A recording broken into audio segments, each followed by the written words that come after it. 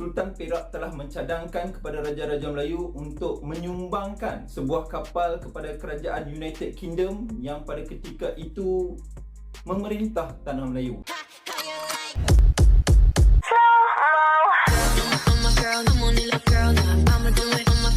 Assalamualaikum, Elsa di sini. Hai guys, hai semua, halo tetangga. Gimana kabar teman-teman semua? Semoga sehat selalu, semoga bahagia selalu, dan semoga hari teman-teman semua selalu good day. Selamat datang di channel YouTube Arsi Widianti Putri. Oke, hari ini kita akan menguak suatu informasi baru, suatu pengetahuan baru. Ini aku baru pertama kali tahu tentang sejarah ini. Ini ceritanya tentang HMS Malaya dan sejarahnya. Nah, mungkin dari teman-teman semua ada yang lupa soal sejarah ini, ada yang tidak ingat. Nah, hari ini mari kita kembali lagi mengingat tentang kilas balik sejarah dari HMS ini. Tetapi yang uniknya adalah ada nama Malaya di kapal ini, tapi itu punya British katanya. Nantilah kita lihat sama-sama ya. Ini dari channel Fahrin Tokai. Sebelum dimulai video reaksinya, seperti biasa aku ngajakin teman-teman semua dulu untuk subscribe channel ini dan aktifkan lonceng notifikasinya supaya tidak ketinggalan update terbaru dari channel ini. Dan bagi teman-teman yang mau request, bisa banget DM di Instagram aku di @arsiwidiantiputri. Yaudah, tanpa berlama-lama, tanpa membuang masa, jumlah kita mulai video reaksinya. Are you ready? Let's go. Korang pernah dengar tentang HMS Malaya? Apa kaitannya sehinggakan kapal ini dinamakan sempena negara kita? Iya, itu yang akan kita ketahui sama-sama pada video kali ini, guys.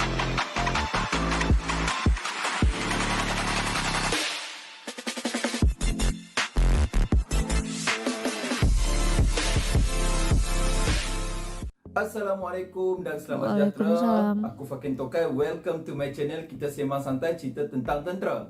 Korang semua apa khabar? Aku harap korang berada dalam keadaan baik. Kepada yang tadi pertama sampai ke channel aku ucapkan selamat datang. Untuk maklumat korang, aku seorang pesara tentera. Jadi aku kongsikan cerita-cerita berkenaan tentera. Kepada yang belum subscribe, aku harap korang boleh subscribe. Dan subscribe, aku ucapkan terima kasih. Berbalik kepada topik kita hari ini, aku yakin ramai di kalangan peminat-peminat ketenteraan dan juga sejarah pernah mendengar tentang kapal yang dinamakan HMS Malaya. Ini baru pertama kali aku dengar. Jadi apa kaitan HMS Malaya ni dengan negara kita? Seperti namanya, HMS adalah nama pangkal yang digunakan gelaran kepada kapal-kapal milik Royal Navy. Royal Navy ini merupakan tentera laut United Kingdom, UK lah. Macam negara kita Malaysia sekarang ni, kita gunakan KD. KD bermaksud kapal diraja. Gelaran KD ni, kapal diraja ni hanya dipakaikan kepada kapal-kapal ataupun unit-unit pangkalan yang telah ditauliahkan. Begitu juga dengan HMS, Her Majesty's Ship. Kapal ni telah ditauliahkan ke dalam Perkhidmatan Tentera Laut UK. Jadi kenapa dia diberi nama sempena nama negara kita Malaya, nama pada ketika itu? Sejarah HMS Malaya ni bermula pada tahun 1912. Dalam satu mesyuarat Majlis Raja-Raja Melayu, Sultan Perak telah mencadangkan kepada Raja-Raja Melayu untuk menyumbangkan sebuah kapal kepada Kerajaan United Kingdom yang pada ketika itu memerintah Tanah Melayu. Cadangan itu telah mendapat persetujuan Raja-Raja Melayu dan peruntukan hampir 3 juta pound telah diluluskan bagi tujuan membina sebuah kapal yang akan disumbangkan kepada Royal Navy. Kapal ini seterusnya memulakan pembinaan pada tahun 1913 dan siap pada tahun 1915. Apabila siap, kapal ini seterusnya ditauliahkan pada tahun 1916 dengan nama HMS Malaya. Jadi itulah sebabnya kenapa kapal milik Royal Navy ataupun United Kingdom ini diberi nama HMS Malaya, kerana ia adalah sumbangan Raja-Raja Melayu ketika itu. Ya, Malaya. Jadi apa kisah dan sejarah yang melibatkan HMS Malaya ni? HMS untuk mengenang jasa lah gitu lah ibaratnya. Dari jenis battleship.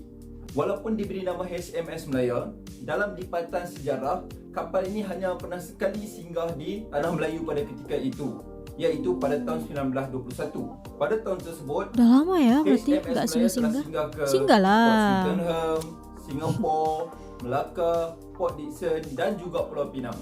Ini kerana dari segi operasi, HMS Malaya banyak ditugaskan di lautan Mediterranean. Selain itu, HMS Malaya juga banyak ditugaskan di operasi di sekitar Kepulauan Britain. ketika lawatan HMS Malaya ke Port Swettenham ataupun ketika ini kita panggil sebagai Port Klang, kru HMS Malaya telah melaksanakan perlawanan sukan persahabatan dengan kelab-kelab sukan tempatan. Antara sukan yang dimainkan adalah bola sepak, rugby, golf, perahu layar dan beberapa acara lain lagi. Beberapa bulan kemudian, sebuah piala telah dihadiahkan kepada Tanah Melayu sempena memperingati perlawanan sukan persahabatan tersebut dan diberi nama Piala HMS Malaya. Piala inilah yang dikenali sekarang sebagai Piala Malaysia yang merupakan piala bola sepak paling tua sekali di Asia Tenggara. Seperti yang aku terangkan di awal tadi, HMS Malaya ni merupakan kapal perang jenis battleship. Jadi sebagai sebuah battleship, pastilah ia memiliki meriam yang besar.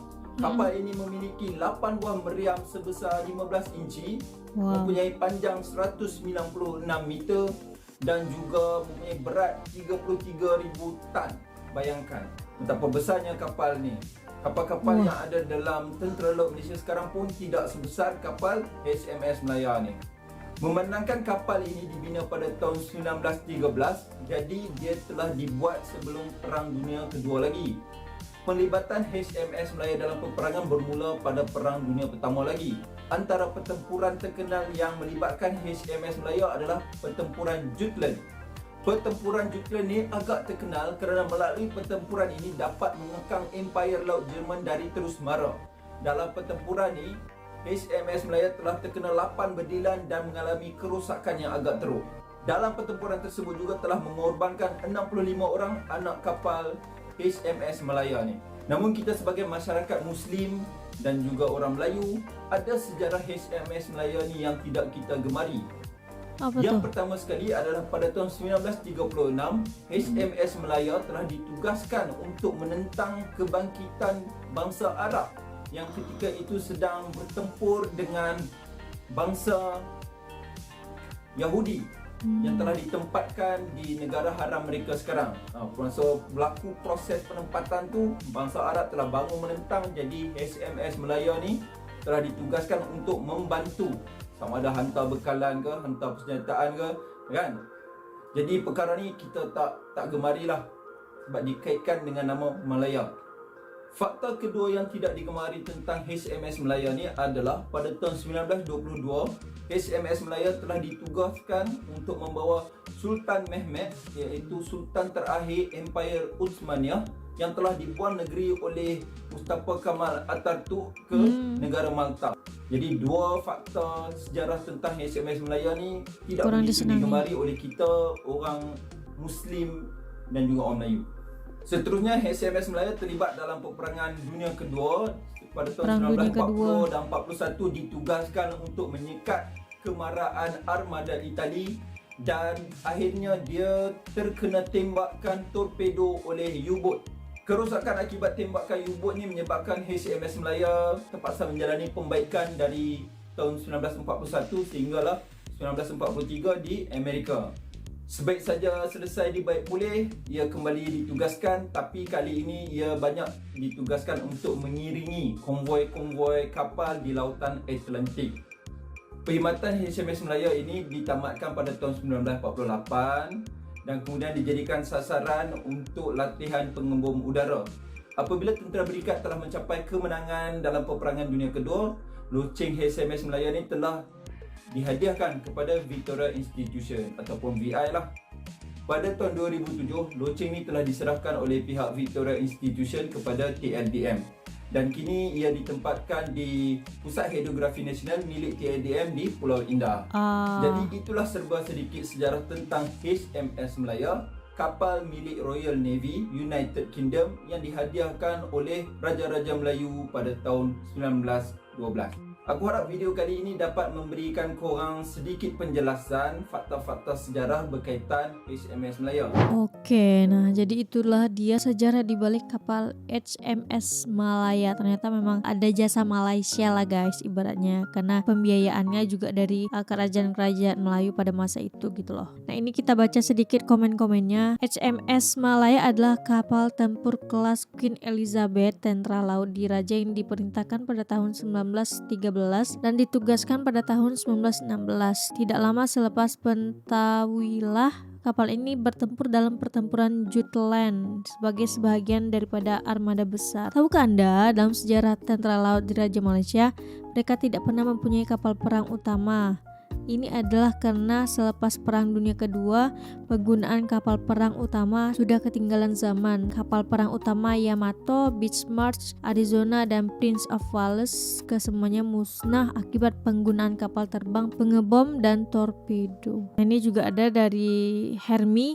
Perdana Menteri Malaysia Tun Hussein pernah berkhidmat dengan tentara British pada tahun 1942. Beliau terlibat secara aktif dalam peperangan di Mesir, Syria, Palestina, Irak, dan Iran. Apabila Perang Dunia Kedua meletus di rantau Asia, beliau ditempatkan di cawangan perisikan ibu pejabat tentara British India di New Delhi. Beliau kemudian dipinjamkan ke unit pengambilan orang-orang baru dan melatih para pejuang bawah tanah Malaya menentang tentara Jepun yang melawan Malaya. Dari Madras, Tun Hussein merancang dan menggerakkan operasi peperangan gerila terhadap Jepun. Beliau pulang ke Malaya, kemudian Persekutuan Tanah Melayu kini Semenanjung Malaya pada tahun 1945 dan dilantik sebagai Komandan Depot Polis Johor Bahru. Jadi banyak ya sejarah-sejarah di balik kapal ini guys itu. Ini banyak banget komen-komen yang menceritakan HMS dan juga raja-raja Melayu pada zaman itu. Wah, teman-teman bisa baca nih semuanya guys. Masya Allah, pengetahuan